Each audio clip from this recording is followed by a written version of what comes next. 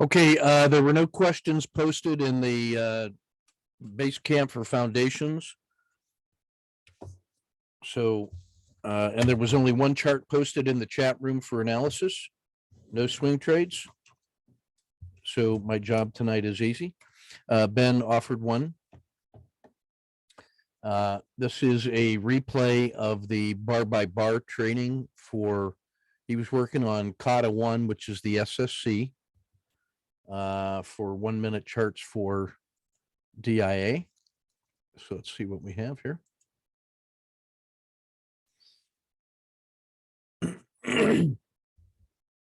So just some things that I want to point out. Once we get beyond the SFC and we start looking at chain trading,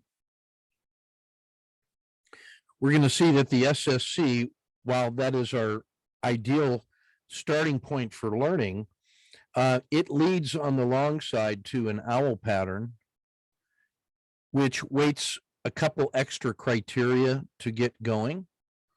And then that can lead to, anytime you get a pullback and then a resumption, you can get a Kata 2 entry, and that can either happen, right after the owl and then a reentry, or it could be the owl leads to a reentry and you get a Kata 2. But it's the idea of the higher low, because the SSC gave you something and then started working. So you have a low and then a higher low, which can lead to a Kata 2.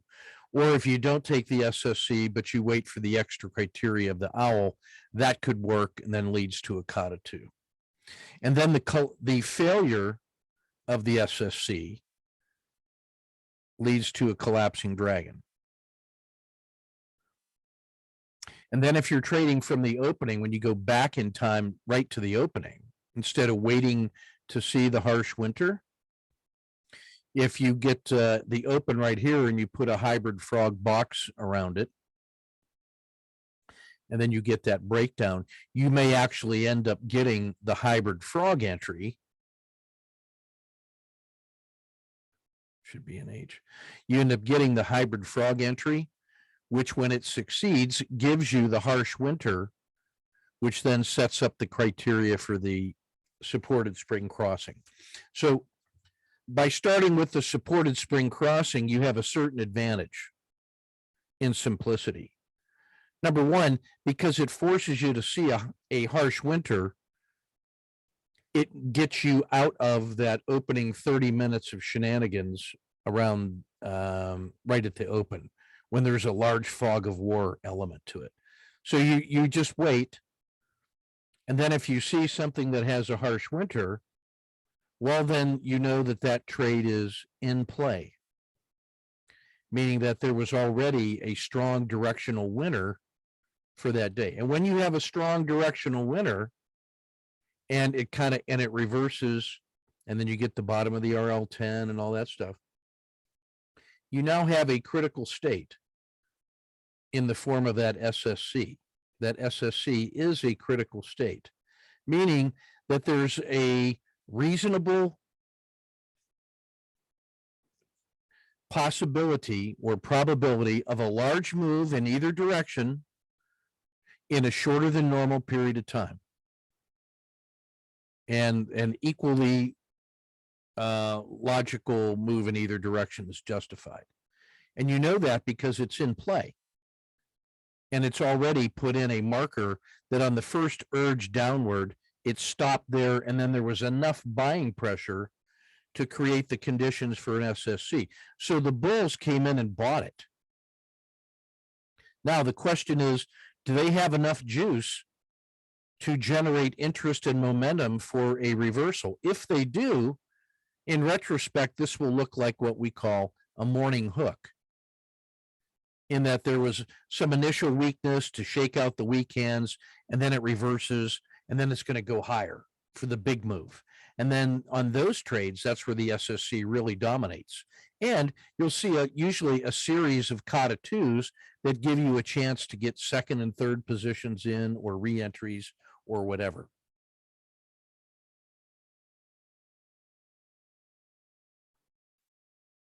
So the SSC is the centerpiece of what ends up becoming chain trading. It's the most important link in the chain, in my view, because it is the easiest one to understand and the one that sets you up for the quickest failure into a collapsing dragon, which is what we want, what I want, or it leads to an owl en route to a series of kata twos to the upside.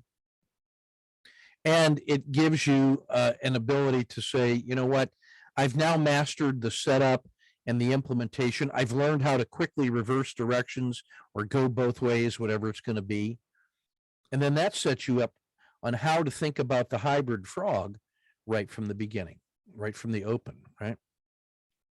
Once you understand the hybrid frog, then later in the day, when things compress into a Z3 pinch and the Bollinger Bands have all compressed and now price is tightly, now you realize this is just like a hybrid frog from the open. It's a critical state. And then a large move from either direction is possible. So that's the connection in the chain. SSC leads to an owl and kata twos. It leads to collapsing dragons. It is connected backwards to the hybrid frog.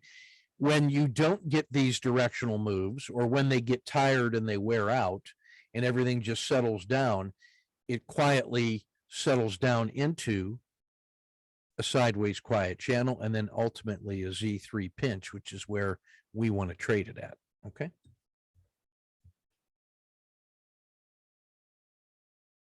So the first step in learning that chain is practicing kata 1, which is the SSC, and that's what Ben is doing here.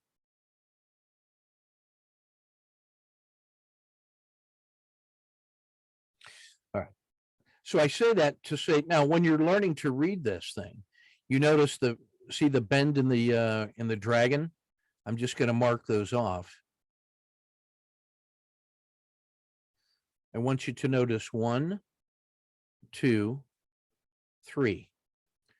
And I want you to notice that 3 is lower than 1. So you have automatically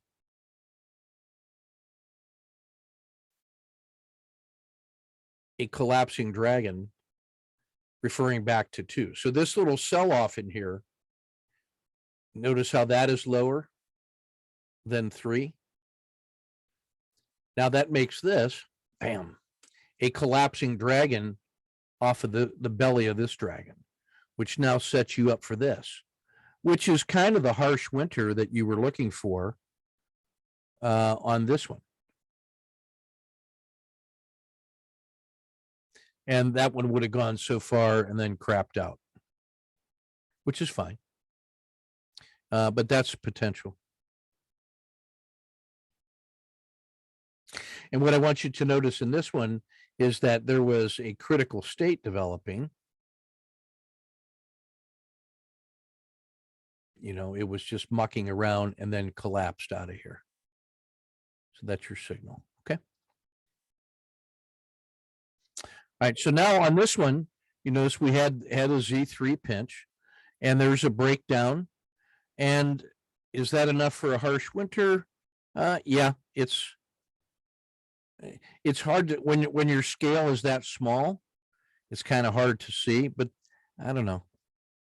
I guess that's harsh enough. If it's below the 0 line, I'm willing to take that and try.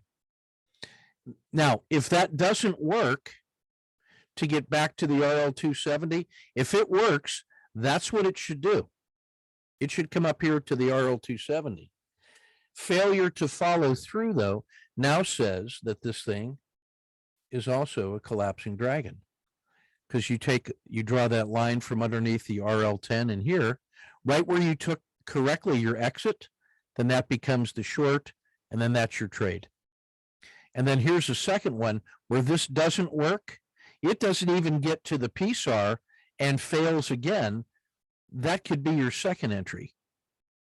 So you could have the first entry short, second entry short, and now you get this trade. Now that trade is the hybrid, or is the harsh winter, which now sets up this as a legitimate shot What you'll end up learning eventually is you probably want to take the PSAR exit here instead of waiting for the full breakdown there. But then you now have this harsh winter. And now if you're taking every SSC entry, then that one should be long. And then that one pays off later in the day, especially once it crosses the RL 270. So I like the setups on the long side. Those are good. And you only took the signals that were there for Kata 1, but I want you to also start noticing how the SSC now fits into, if it works, that's good. If it doesn't work, it always quickly leads to a collapsing dragon, which is our preferred pattern. So the SSC is my number 2 favorite pattern. My number 1 favorite pattern is collapsing dragon. Usually that one is harder to learn because everybody wants to go long. So we just say, all right. And this way, you get enough of the number 2 patterns that work, and that's good.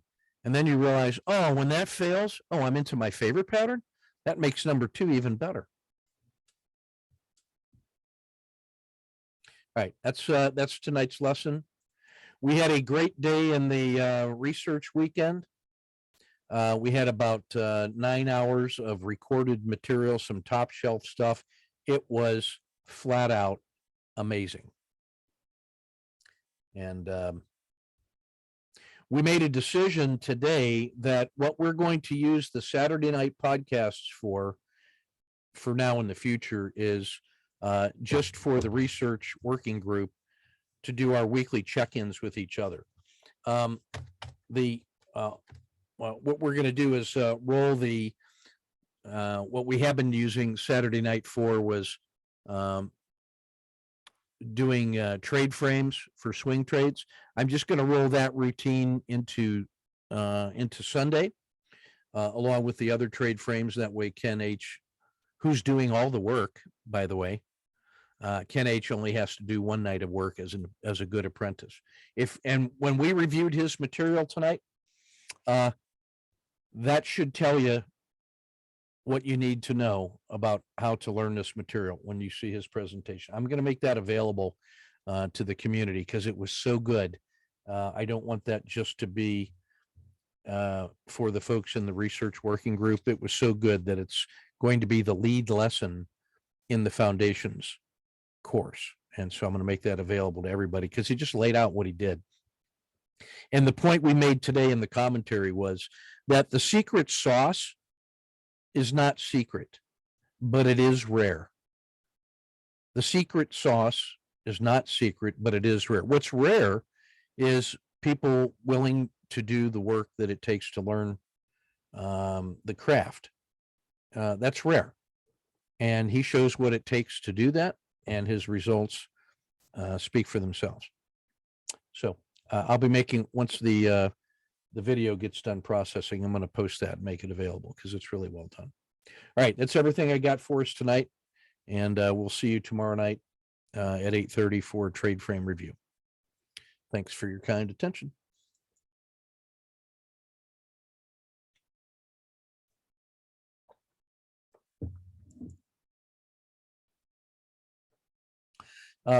Ben, was that all clear?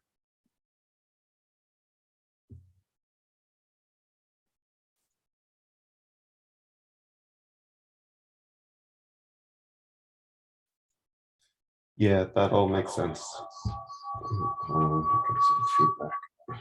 Okay, good. Keep up the good work. I finished out the coursework